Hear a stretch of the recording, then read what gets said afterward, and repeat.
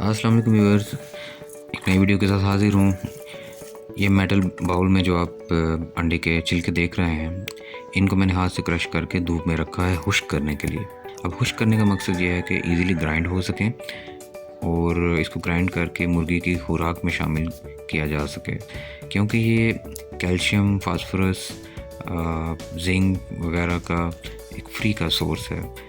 क्योंकि घर में आपको पता ही है दर्जन भर अंडे रोज़ाना यूज़ होते हैं तकरीबन हर घर में।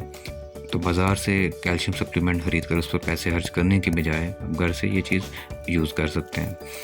इसको पहले मैं पौधों में खाद के तौर पे इस्तेमाल किया करता था, अब इसका थोड़ा सा हिस्सा मैं मुर्गी की खुराक में इस्तेमाल करूँगा। तो ये दरमियान वाली मुर्गी थी जी, जो अंडों पर आई है 11 फरवरी से, रोज़ाना अंडा दे रही है। तो इन एगशेल्स को, इन बड़े बड़े पार्टिकल्स को हम मोटर एंड पेसल के ज़रिए क्रश कर लेंगे, ग्राइंड कर लेंगे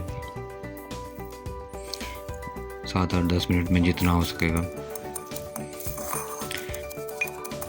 तो आपने देखा काफ़ी छोटे छोटे ग्रेन्स हो बन चुके हैं। ये भी ठीक है मुर्गी को खिलाने के लिए, लेकिन इस साइज़ के ग्रेन्स वो इतने शौक से नहीं खाती।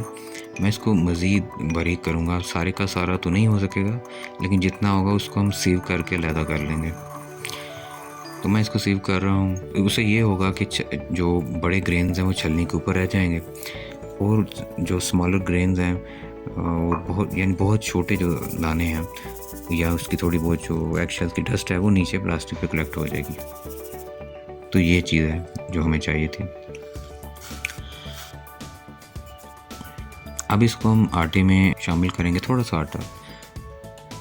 तो ये सारा 3-4 ग्राम आटा होगा, इसमें ये शामिल करेंगे। आपने इतनी मिकदार शामिल नहीं करनी, मैं ज़्यादा शामिल कर रहा हूँ सिर्फ दिखाने के लिए। आपने थोड़ा इसे 1/3 रखनी है। तो इसको हम पानी डाल के गूंद लेंगे और एक गूंद सी बन जाएगी, तो वो फिर हम अपनी मुर्गी को खिलाएंगे। तो ये है जी मुर्गी जो अंडों पर है, इसको मैं ये खिला रहा हूँ स्पेशली। तो आपने देखा होगा, अगर आप मेरे रेगुलर व्यूअर्स हैं, तो मेरी तमाम वीडियोस में कि मैं अपनी मुर्गियों को ज़्यादातर ऐसी खुराक पे पालता हूँ जो घर में ही किचन वगैरह से मुझे हासिल होती है। बाकी गंदम बाजरा जो बाज़ार से लाता हूँ वो बहुत थोड़ा मैं लाता हूँ, बहुत थोड़ा इनको खिलाता हूँ। ज़्यादातर ये सूखी रोटियाँ वगैरह पानी में गीली करके और लार्वा वगैरह कूड़े से पैदा करके और सब्जियों के छिलके और इस तरह की चीज़ें। तो बहरहाल उम्मीद है आपको मेरा ये प्रोजेक्ट पसंद आया होगा। इंशाल्लाह एक नई वीडियो में मिलेंगे, तब तक के लिए इजाज़त दीजिए। अल्लाह हाफ़िज़।